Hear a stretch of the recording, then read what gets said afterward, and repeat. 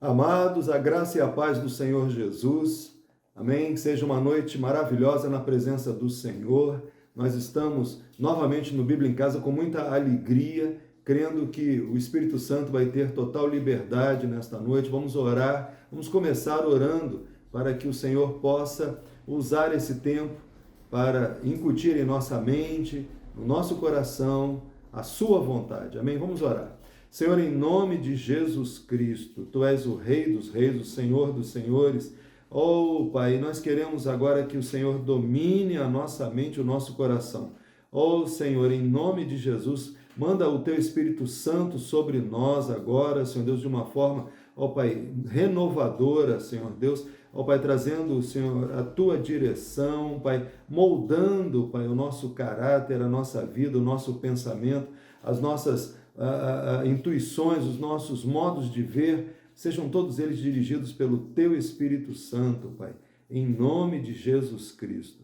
Oh, meu Deus, nós confiamos em Ti, sabemos que o Senhor é um Deus galardoador daqueles que Te buscam, por isso nós estamos clamando que o Senhor venha nesta noite falar. Ó Pai, esse espaço é Teu, esse tempo é Teu, seja, Pai, totalmente Senhor de nossas vidas, molde em nós o que o Senhor quer, Pai. Em nome de Jesus Cristo. Amém, amém. Amém, amados. Nós vamos estar agora ouvindo o nosso amado Leandro e depois o diácono Fernando também, amém, trazendo palavras do Senhor para nós, e estaremos ainda adorando com música e depois estudando novamente João a partir do capítulo 4, amém? Deus vai estar abençoando. Nós vamos estar na dependência dele nesta noite, em nome de Jesus. Amém. Boa noite, meus irmãos, a graça e a paz do nosso Senhor Jesus Cristo. No dia de hoje eu vou trazer para a reflexão dos irmãos uma palavra breve sobre aliança. E para isso eu vou ler Êxodo capítulo 19, versículos 5 e 6, que diz assim: Agora, pois, se diligentemente ouvirdes a minha voz e guardardes a minha aliança, então sereis a minha propriedade peculiar dentre todos os povos, porque toda a terra é minha. Vós me sereis reino de sacerdotes e nação santa.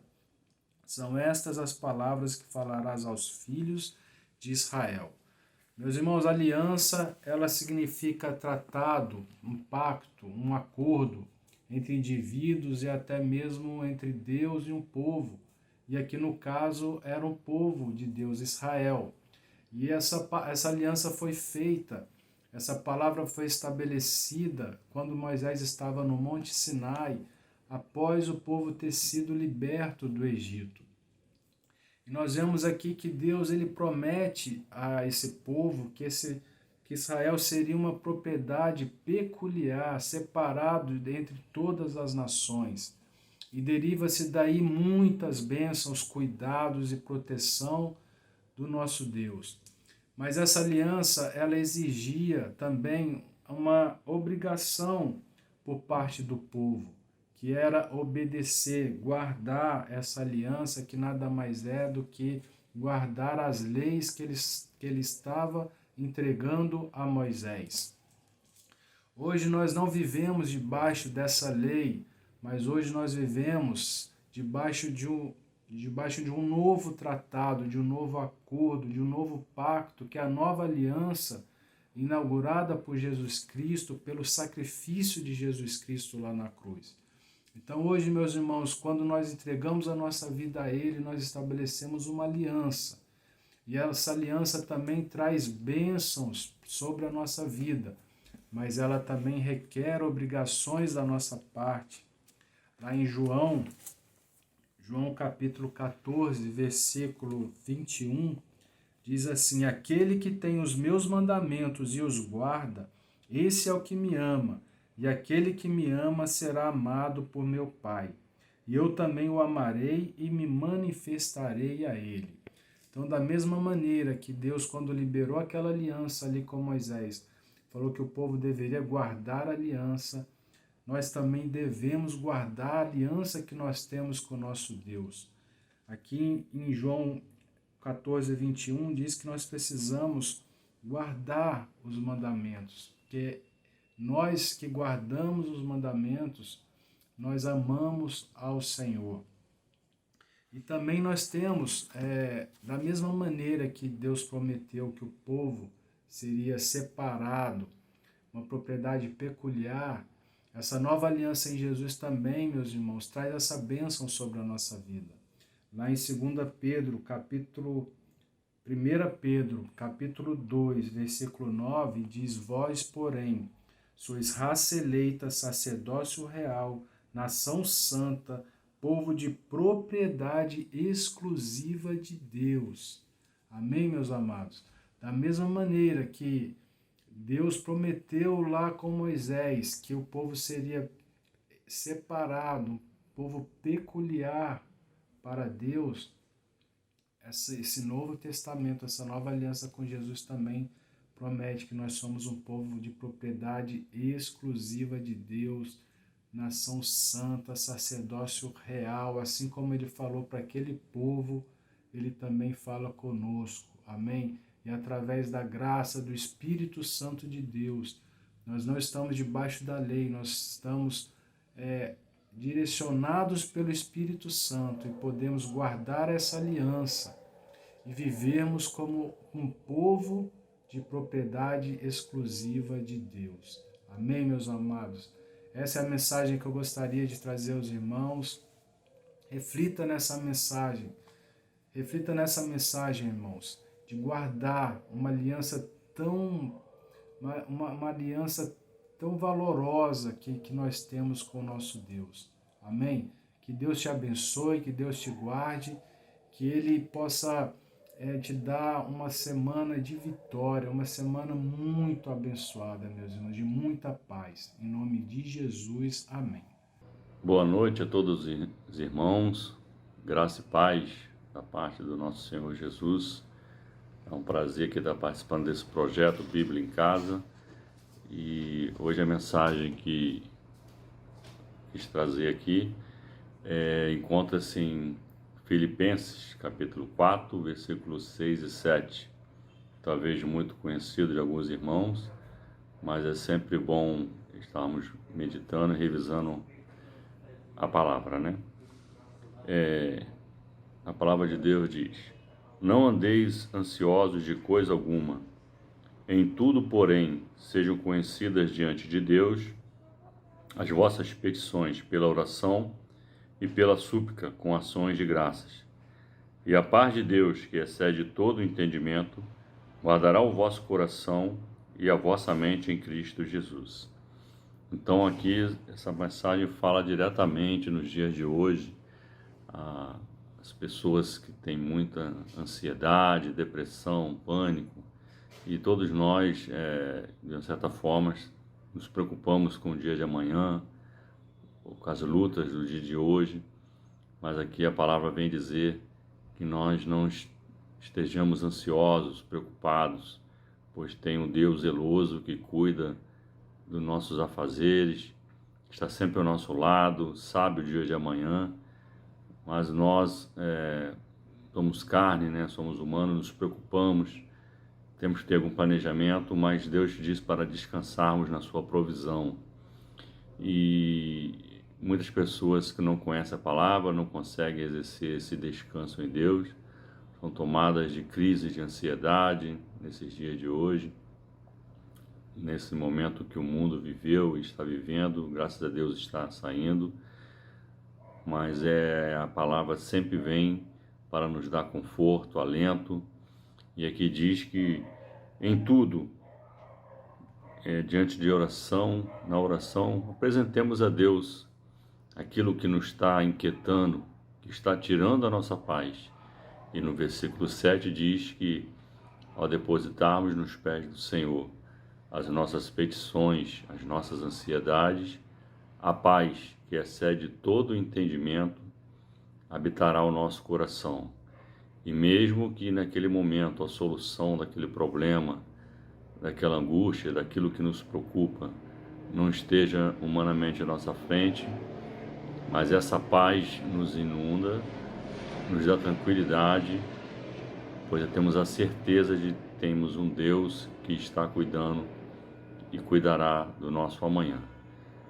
Então, essa palavra em Filipenses guardo sempre em meu coração, trago ela pelos momentos já vividos e, como falei, todos nós passamos em algum momento por uma ansiedade, por uma preocupação, seja ela de qualquer natureza que for, saúde na família, doença, né, na família, parte financeira, ou uma decisão, ou um problema no trabalho, decisão que devemos tomar de uma aquisição. Busquemos sempre a direção e a orientação do Senhor e meditemos sempre e guardemos na nosso coração essas palavras desse versículo, que venham sempre a nos conduzir.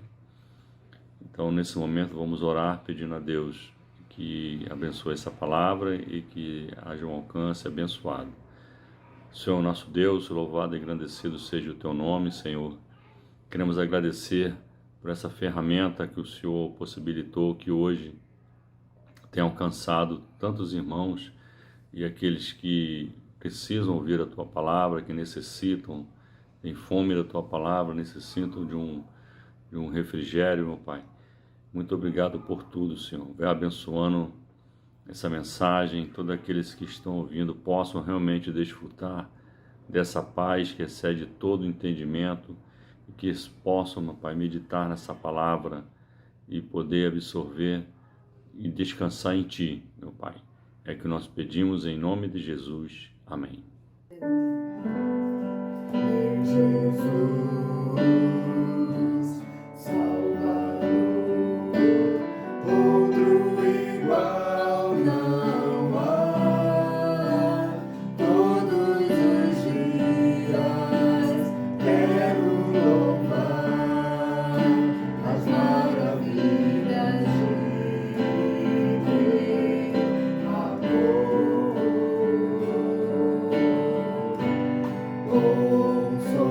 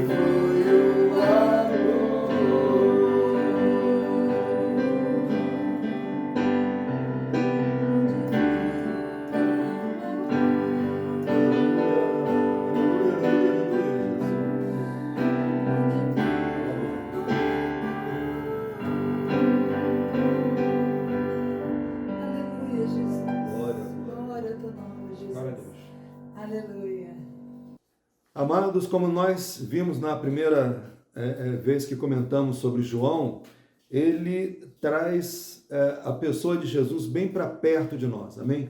Nós podemos ver Jesus falando, sentir o calor da presença do Senhor, vamos dizer assim, sentir o seu coração enquanto ele está nos falando, amém? E isso é muito precioso. Nós fomos, da vez passada, até o estudo sobre a mulher samaritana e hoje vamos recomeçar no versículo 43 de João 4, amém? João capítulo 4, versos 43 a 54. Então começamos aqui.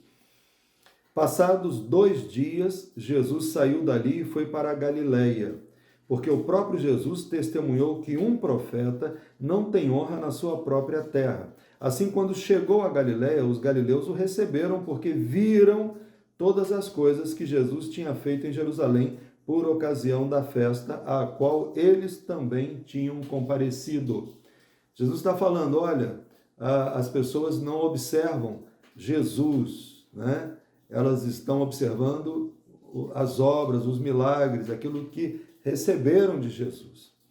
E aqui, então, quando fala no verso 46, Jesus foi outra vez a Caná da Galileia, onde tinha transformado água em vinho.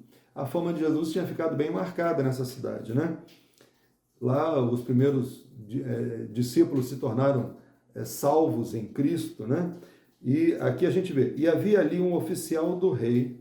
Veja bem, o rei era Herodes Agripa, o pior rei que tinha acontecido, né? Como o pai dele, Herodes o Grande, tinha mandado matar crianças, e Herodes Agripa tinha mandado decapitar João Batista, né? E a gente vê que era um homem assim, muito cruel, muito mau, mas o oficial desse rei, se humilhando diante de Jesus, vai procurá-lo, né? E o filho dele estava doente em Cafarnaum, uma outra cidade próxima do mar da Galileia, né? Quando ouviu dizer que Jesus tinha vindo da Judeia para a Galileia, foi até ele e pediu-lhe que fosse curar o seu filho, que estava morrendo. Então Jesus lhe disse, se vocês não virem sinais e prodígios, de modo nenhum crerão, né? Jesus está chamando a atenção dele e de tantos outros, não para receberem as bênçãos de Jesus, mas para prestarem atenção na pessoa de Jesus, amém? Nós devemos querer receber Jesus, né? Mas o fato é que ele cura esse homem. O oficial pediu mais uma vez: Senhor, venha antes que meu filho morra, né? Ele foi insistente, e Jesus respondeu: vá, o seu filho vai viver, né? Jesus deu essa ordem. O homem creu na palavra de Jesus e partiu. Quando já estava a caminho, os seus servos vieram ao encontro dele, anunciando-lhe que o seu filho estava vivo. Então perguntou a que horas o seu filho havia se sentido melhor. Informaram: ontem a 1h da tarde, né? E a febre o deixou. Com isso, o pai reconheceu que aquela era precisamente a hora em que Jesus tinha dito a ele: o seu filho vai viver. E ele e toda a sua casa creram. Então, quando os milagres de Jesus chamavam a atenção para a pessoa de Jesus, a pessoa com o coração verdadeiramente aberto tinha que se dobrar, né? Reconhecer que Jesus é Deus e aceitá-lo como Salvador. Mas Jesus estava se queixando antes que muitos estavam interessados só em milagres e não na pessoa deles, nas bênçãos e não no abençoador, né? E aqui então a gente vai agora para o capítulo 5 de João, né? Fazendo um pequeno resumo, Jesus chega, né, em Jerusalém numa festa, e ele encontra uma multidão de coxos e aleijados, ele cura um desses homens, né? Fala para o homem: pegue o seu leito e ande. E os fariseus cercam o homem, que o milagre foi notório, todos viram, e os fariseus foram tentar, vamos dizer assim, tirar o valor de Jesus, né? Mas o próprio homem não sabia quem era Jesus. Então, quando perguntaram a ele, ele disse que não sabia. Mais tarde, lá no verso 14, Jesus o encontrou no templo e lhe disse: olhe, você foi curado, não peques mais, para que não lhes aconteça coisa pior. O homem se retirou e disse aos judeus que tinha sido Jesus quem o havia curado. E por isso, presta atenção, Jesus curou um homem que estava, nós vemos no texto acima, 38 anos. O homem era aleijado à beira daquele poço, daquele lugar de lavagem, né, de entrada. Ele estava 38 anos ali. E os fariseus não se maravilharam com o milagre procurando o abençoador. Eles, pelo contrário, eles sabendo que era Jesus, eles falaram. Por isso os judeus perseguiam Jesus. Eu estou no verso 16. Por isso os judeus perseguiam Jesus, porque fazia estas coisas no sábado. O homem tinha ficado 38 anos aleijado, e Jesus o curou no sábado, então eles não tinham nada de que reclamarem, então reclamaram que Jesus tinha curado o homem no sábado. Mas Jesus lhe disse: meu pai trabalha até agora e eu trabalho também. Novamente, Jesus está querendo chamar a atenção desses homens para o fato de que eles pensavam que estavam servindo a Deus, mas não estavam, né? Não estavam. E Jesus estava indo em nome do Pai, né? E aqui, quando ele fala: meu pai trabalha até agora e eu trabalho também, os judeus cada vez mais queriam matá-lo, não só persegui-lo, agora matá-lo, porque além de desrespeitar o sábado, o homem não interessava, os milagres, o poder não interessava. Desrespeitar o sábado também dizia que Deus era o seu próprio Pai, fazendo-se igual a Deus. Eles não queriam reconhecer que Jesus é Deus, o Deus Todo-Poderoso, amém? Aquele Deus que poderia fazer uma diferença na vida deles. Então, fecharam o coração, né? Esse é o pecado que não tem perdão, é fechar o coração para a atuação do Espírito Santo, né? Jesus então lhes disse: em verdade lhes digo que o Filho nada pode fazer por si mesmo. Presta atenção.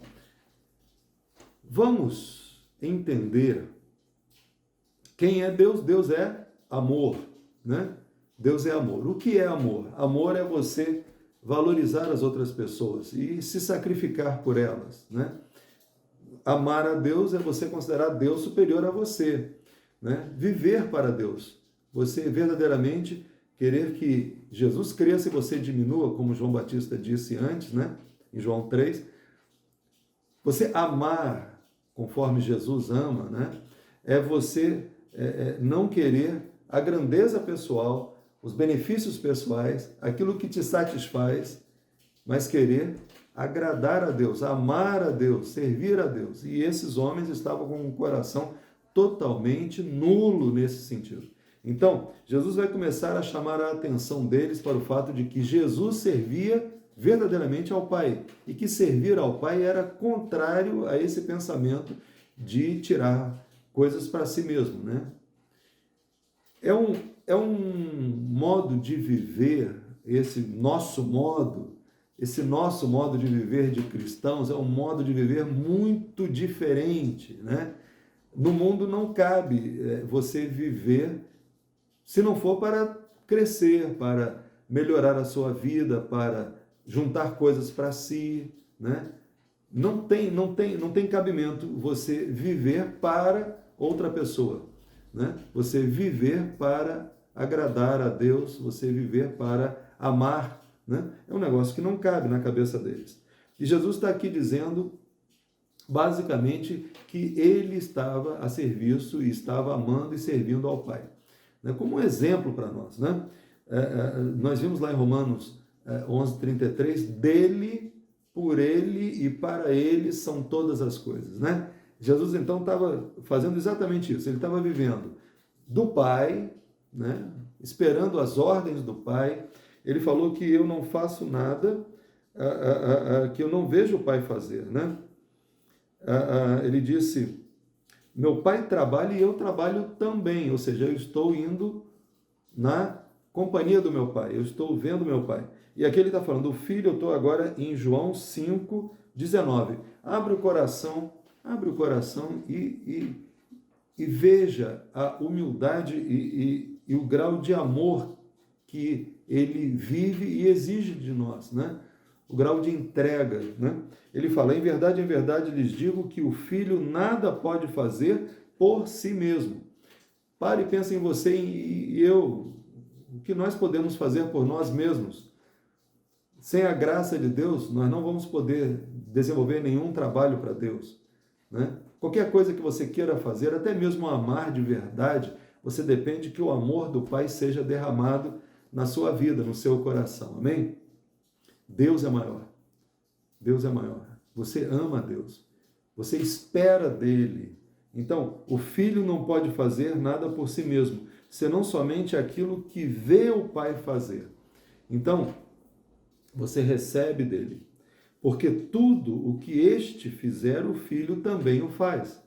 É o que ele já disse. Porque o Pai ama o Filho e lhe mostra tudo o que faz. E maiores obras do que estas lhe mostrará, para que vocês fiquem maravilhados. Jesus estava como um homem aqui, né?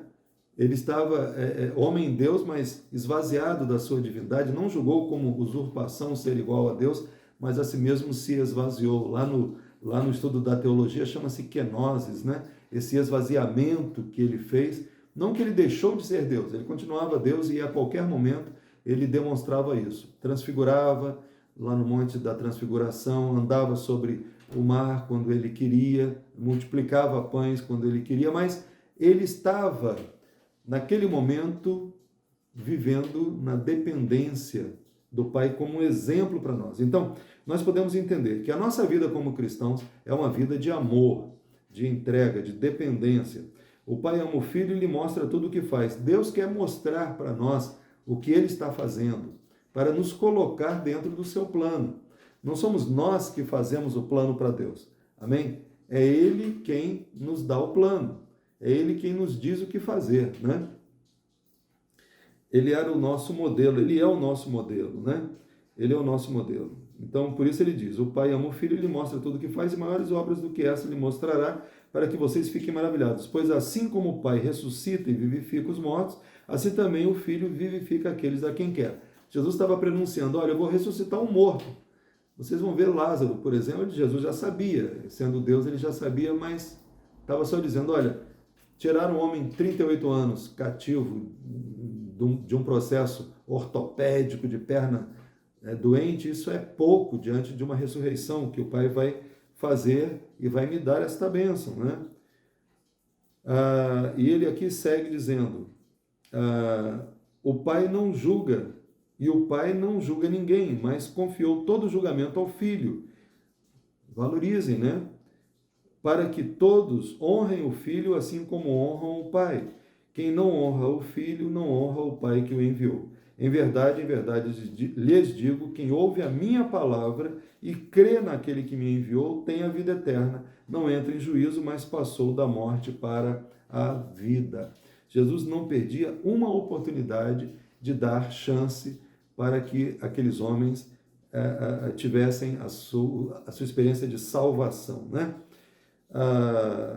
E já chegou, vem a hora e já chegou em que os mortos ouvirão a voz do Filho de Deus e os que a ouvirem viverão, porque assim como o Pai tem vida em si mesmo, assim concedeu ao Filho ter vida em si, ele deu autoridade para julgar, porque é o Filho do homem. Não fiquem maravilhados com isso, porque vem a hora em que todos os que se acham nos túmulos ouvirão a voz dele e sairão, e os que tiverem feito bem para a ressurreição da vida, os que tiverem praticado o mal para a ressurreição do juízo. Então, Jesus está falando sobre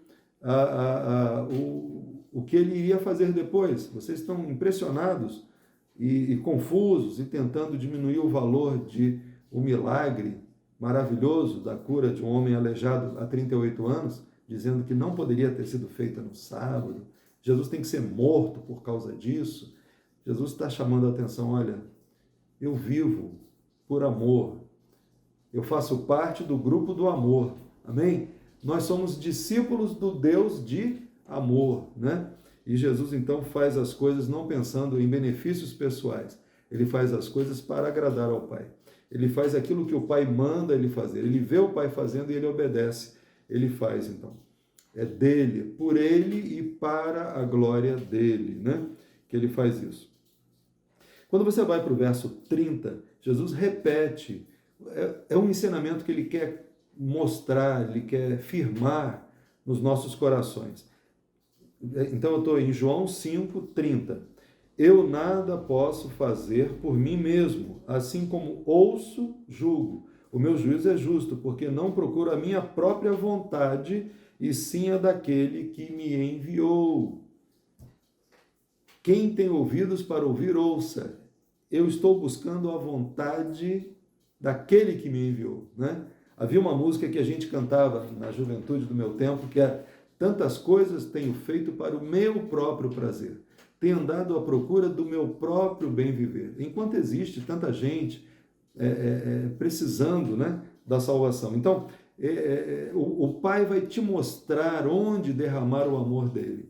Amém? Se eu parar de pensar em si próprio, né, em nós mesmos, nós vamos ter uma oportunidade maravilhosa de ver onde Deus quer derramar o seu amor, né? E ele vai colocar as vidas para você ser instrumento de levar a cura, levar a ressurreição, né? A ressurreição espiritual e a ressurreição física também, quem sabe, né? O importante é que você esteja vendo o que Deus quer fazer. Não é você. Muitas vezes as pessoas buscam os dons, buscam o poder de Deus pensando, eu vou ser poderoso. Não. Isso aí não é o evangelho de Jesus Cristo, né? Muitas pessoas pensam, eu vou ter uma posição de proeminência no reino, né? E até brigam por causa disso. Isso não é o evangelho de Jesus Cristo, né? Muitas vezes a gente pensa assim, eu queria ser como Pedro, como João. Mas você sabe se Natanael agradou mais a Deus do que Pedro? Você não sabe, né? Muitas vezes a gente pensa, Paulo foi o maior homem do Novo Testamento, né? A Bíblia fala que João Batista foi o maior homem que jamais nasceu de mulher, mas eu digo, em todo o Novo Testamento, né, Paulo foi o que mais trabalhou, o que mais frutificou. Mas será que o galardão maior vai ser de Paulo ou de Barnabé, que foi buscar Paulo, foi treinar Paulo, entrosar Paulo, né? Interessante, o Espírito Santo, quando manda em Atos que Paulo saia para pregar o Evangelho, fala, olha, eu estou separando Barnabé e Paulo, né? Barnabé era o chefe do grupo, né? E Paulo foi seguindo. Quando Paulo já estava com treinamento, autoridade, liderança evangélica, pronto para trabalhar, aí Barnabé larga Paulo e volta-se para Marcos. Marcos, que tinha sido, vamos dizer assim, alguém que tinha deixado todos na mão e estava agora humilhado, né? Estava diminuído. Aí Barnabé levanta João Marcos e o transforma no primeiro homem a escrever um evangelho, né? Um evangelho. Então, teve o evangelho de Marcos, o evangelho depois de Lucas e tal. Então a gente vê que quem é que é mais importante aos olhos de Deus? Não sei. Só Deus sabe, né? Se Paulo é mais importante ou se Barnabé é mais importante. O que é que nós gostaríamos de fazer? Aquilo que Deus queira. Não importa o que você vai fazer para o Senhor. Importa que você faça aquilo que Ele queira, para que você leve o amor dele para as pessoas, né? Você pode levar o amor dele para uma multidão, milhares de pessoas e milhares irem à frente aceitando, glória a Deus. Mas você pode também levar o amor dele para uma pessoa e essa pessoa ser, né, um transformador de muitas vidas, né? Aquela menina lá na Coreia do Sul que evangelizou o Paul Yang-cho, né? Era um homem tuberculoso, budista, que estava no hospital. Ela ia visitar aquele enfermo e lia o evangelho para ele. Ela não sabia pregar o evangelho, então pegava Mateus, né? Interessante, ela pregava Mateus. E interessante a gente ver que no testemunho de Paul Yang-cho ele fala, era insuportável. Ela falava que Abraão gerou Isaac, Isaac gerou Jacó, porque ela estava lendo a genealogia de Mateus. E depois ela continuou lendo Mateus e foi lendo Marcos, né? Até que Paul Yang-cho se converteu ouvindo o evangelho no hospital. Esse homem se tornou o pastor da maior igreja evangélica do mundo, né? Eu não sei quantos milhares de membros tem lá nessa igreja, mas ela, com aquela atitude de obedecer ao Espírito Santo, né? Lembra a vez que você ouviu a voz do Espírito Santo e você obedeceu? É só isso, né? O que Jesus está falando aqui é isso. O que eu vejo o Pai fazendo, o que Ele me manda fazer, eu faço, e eu faço isso não para a minha glória, né? Ele falou, porque não procuro a minha própria vontade, e sim a daquele que me enviou. Amém? Esse é o ensinamento desse capítulo 5. Né? Enquanto que os fariseus eram tão egoístas que eram incapazes de valorizar o milagre, eles não tinham amor nenhum por aquele homem que tinha sido curado, não tinham amor nenhum por Jesus, não tinham amor nenhum por Deus, né? Eles estavam só interessados em valorizar a sua religião, e Jesus era uma ameaça. Então, a gente vê que o Senhor nos tem separado disso, amém? Nós somos separados do mundo, o mundo busca a carne e nós buscamos o Espírito.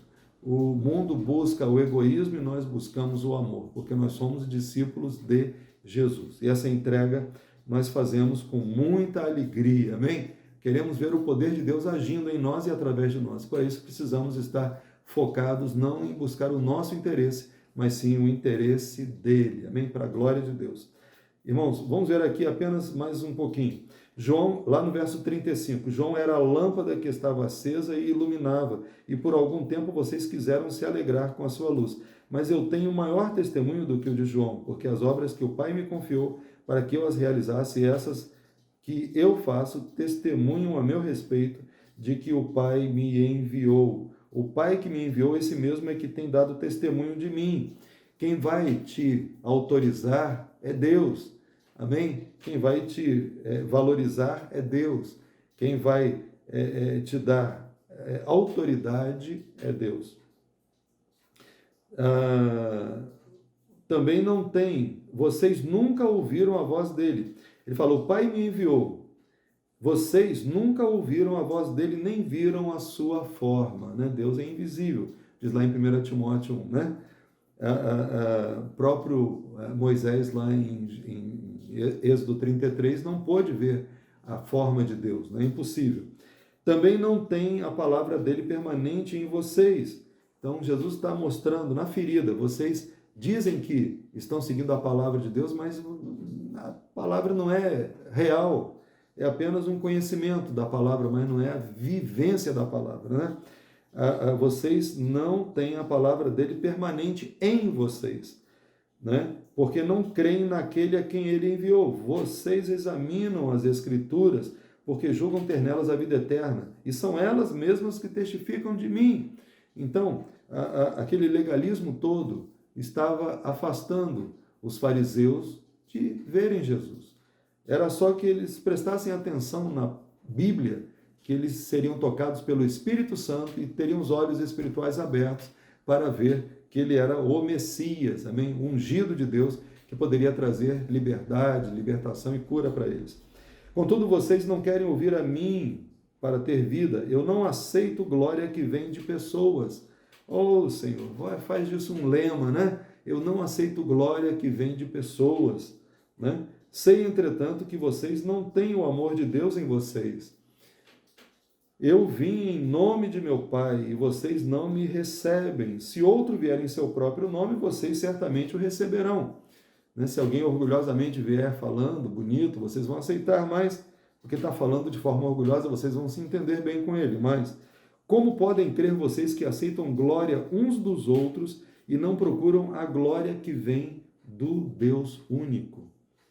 Não pensem que eu os acusarei diante do Pai. Quem acusa vocês é Moisés, a própria Bíblia, que você diz seguir, mas não segue.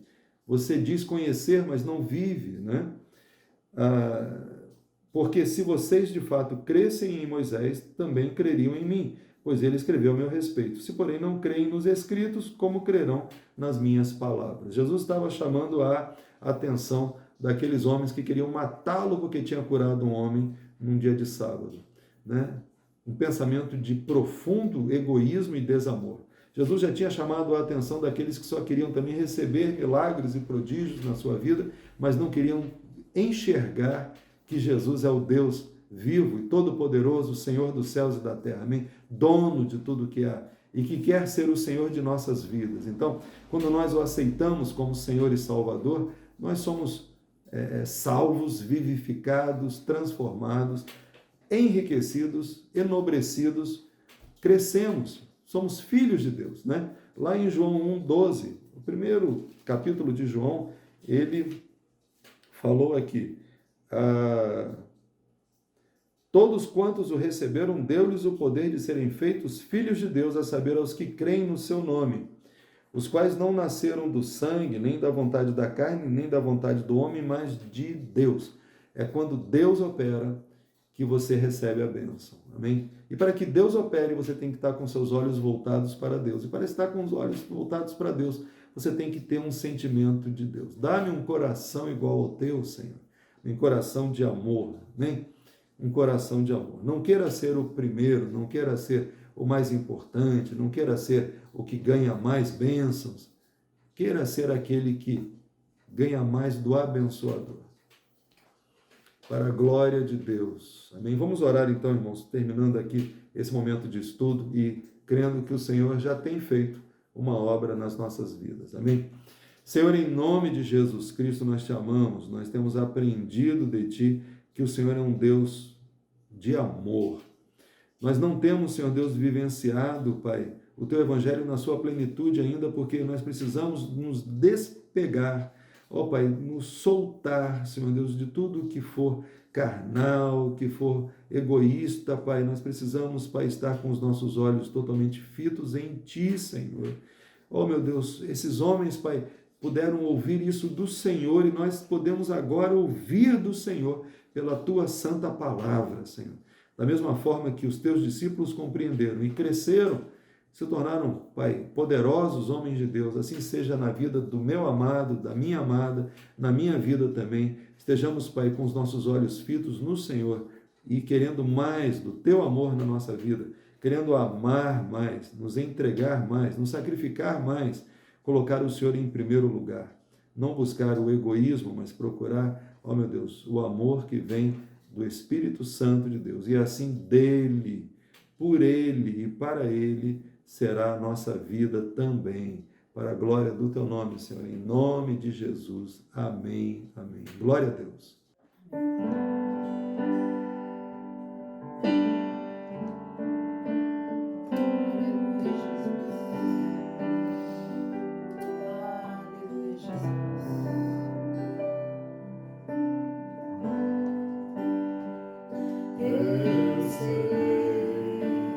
Sempre estás comigo, Senhor.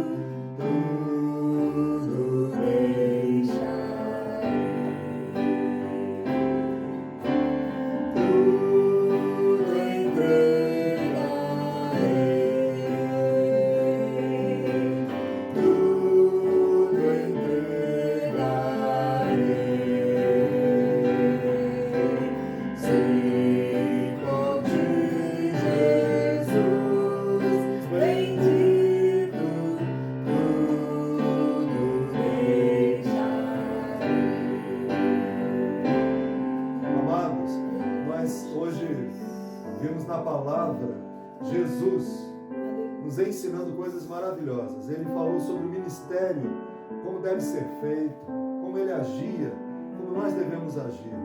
Ele falou que ele esperava dos discípulos que verdadeiramente vivessem procurando por amor, amém? Entregando a sua vida por amor a ele. Não em troca de um favor, em troca de um milagre, mas em troca da presença dele. Aleluias. Vamos então agora colocar em prática esse momento de adoração, fazendo o nosso louvor pessoal a Deus. Amém? Você na sua casa, nós aqui faremos uma oração de entrega para o Senhor, verdadeira, completa. Amém? Senhor, o Senhor não aceita nada pela metade, Senhor Deus, por isso nós nos entregamos totalmente a Ti. Senhor, nós queremos verdadeiramente fazer o Teu querer. Ajuda-nos a acertar, Pai. Coloca-nos no centro da Tua vontade, Senhor. Aceita a nossa vida no altar agora, Senhor, em nome de Jesus. Possa subir como incenso ao Senhor, Pai. E nós possamos Te obedecer, oh meu Deus, com alegria, Pai. Te entregando, Senhor Deus, a nossa vida, ó Pai, como um sacrifício vivo, santo e agradável ao Senhor. Nós clamamos e nós Te agradecemos pela Tua vitória na nossa vida, na vida de cada um dos que estão agora participando na sua casa.